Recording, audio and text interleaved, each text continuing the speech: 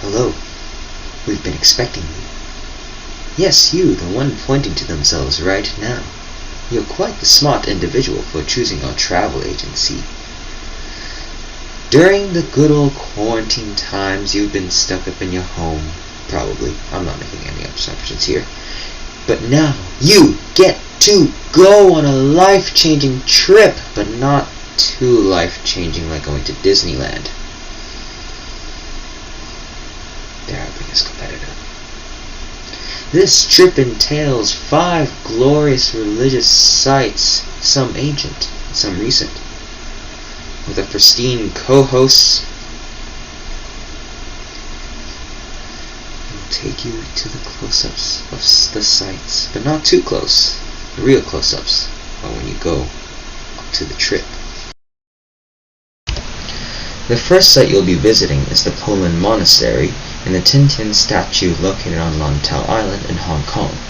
Although Poland Monastery was built first, the statue and the monastery correlate with each other. Built in 1906 by a group of monks, it was created for obvious reasons, that being to practice Buddhism. As more pilgrims came, the bigger the monastery became, eventually becoming the biggest Buddhist monastery in Hong Kong.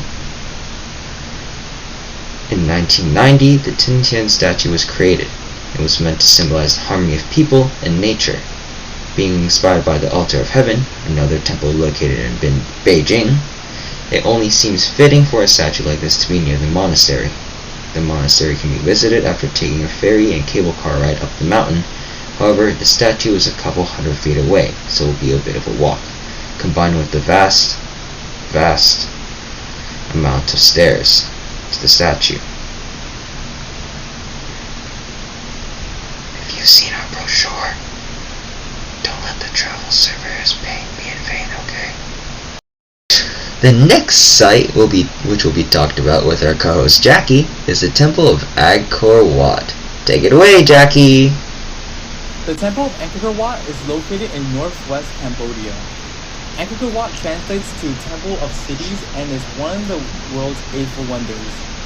Temple Angkor Wat was initially designed as a Hindu temple to worship the god Shiva, Brahma, and Vishnu, as that was the religion of the region's ruler, Suryavarman II. However, it was considered a Buddhist site by the end of the 12th century due to the uprising of Buddhism at the time. Now it is shared by both the religions, Hinduism and Buddhism. The design of Angkor Wat is a classical style of Khmer architecture, which made its marvelous style unlike anything else. The temple's sheer size and unique architecture style made it considered an 8th wonder of the world. Another aspect of the temple's design is to structure the temple like Mount Meru, the home of the gods, to which the Buddhists contributed. The 5 peaks of the temple were meant to represent the 5 peaks of Meru, where the gods sat and lived enjoyably. The decorated walls show the thousands of deities and important figures in Hinduism and Buddhism. The main shrine at its highest point reached a staggering 70 feet in the air. But sadly, all this came to an end in the 1800s, where this monument's beauty had been enclosed off to the public, but after decades of safety measures being implemented to save this wonder of a structure, it was finally open to tourists again. Around 500,000 people visit per year. For many, it is still a magical spiritual place for Hindus and Buddhists. All right, buddy. Thank you, Jackie.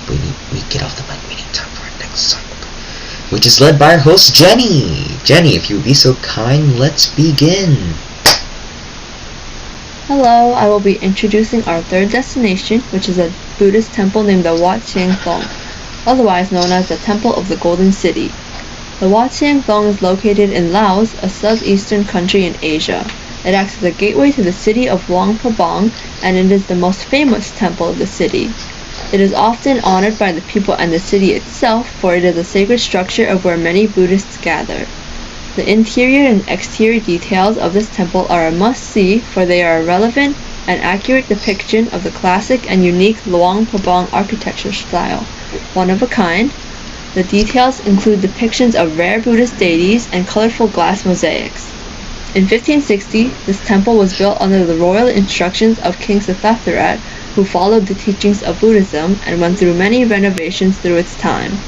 The temple served as a place where Lao kings were coronated, and it currently serves as a host for important annual festivals and a place where monks meditate. Side note, Buddhists believe that meditation helps them achieve enlightenment, which is considered the elite in Buddhism. Words cannot describe how significant this temple is, so come see for yourself the beauty and power that this temple holds. Thank you, Jenny. Moving on, Stanley will take you to our next place of excitement. Let's go! The next site that I will introduce to you is the Great Pyramid of Giza. The Great Pyramid is located in Giza, Egypt, and was constructed 4,500 years ago at an incredible height of 481 feet and a base length of 756 feet on all sides. It has a volume of 92 million cubic feet, which is enough masonry to build the Empire State Building 30 times. The structure took 20 years to build, with thousands of workers and approximately 2.3 million limestone blocks, weighing between 2.5 to 15 tons each. The pyramid shape symbolized the Egyptians' belief in their sun god Ra, as he was considered the father of all the pharaohs, who is said to have created himself from a pyramid-shaped mound of the earth before creating all the other gods. The structure was built with mathematical precision, but you probably don't want to dive deeper into the horrors of geometry. Anyways, the Great Pyramid was built as a tomb for the pharaoh Khufu to protect his ka for his afterlife. Although the pyramid was built a long time ago, it was still considered as an engineering marvel by today's standards. It is the only ancient world wonder that's still standing today. So, what are you waiting for? Come and visit this religious site to see the dedication of the ancient Egyptians for yourself. Thank you for giving us a great view of what the pyramids will be like, Stanley. But now, I'm sorry to say, that we're on our last site. For this site is led by our one and only Leo. Now we move on to the fifth destination, St. Peter's Basilica. Started in the year 1506 and finished in 1615, St. Peter's Basilica is located in the Vatican City, which is also the home of the Pope. This huge structure contains momentous amounts of Renaissance architecture, a style of architecture that reflects the rebirth of classical antiquity, replacing the medieval Gothic style and creating a fresh new era of architecture. St. Peter's Basilica is designed as a three-aisled Latin cross with a dome at the cross, right above the shrine of St. Peter the Apostle. This monument is the single most important place in Christian society, a place where devoted Christians can unite as religious faithful lovers to art. This basilica is purely dedicated to St. Peter's, chief among Jesus' apostles and first bishop of Rome, making it easily one of the most famous Catholic churches on earth. The basilica's articulate dome reigns over the city skyline, an irresistible sight to see for all who walk the streets of Rome. Thank you, Leo. We all love you. Remind me that I need to promote you later. Okay? Well, you made it to the end of our promotion. I hope we'll see you on our next trip. As in, on the plane. Goodbye.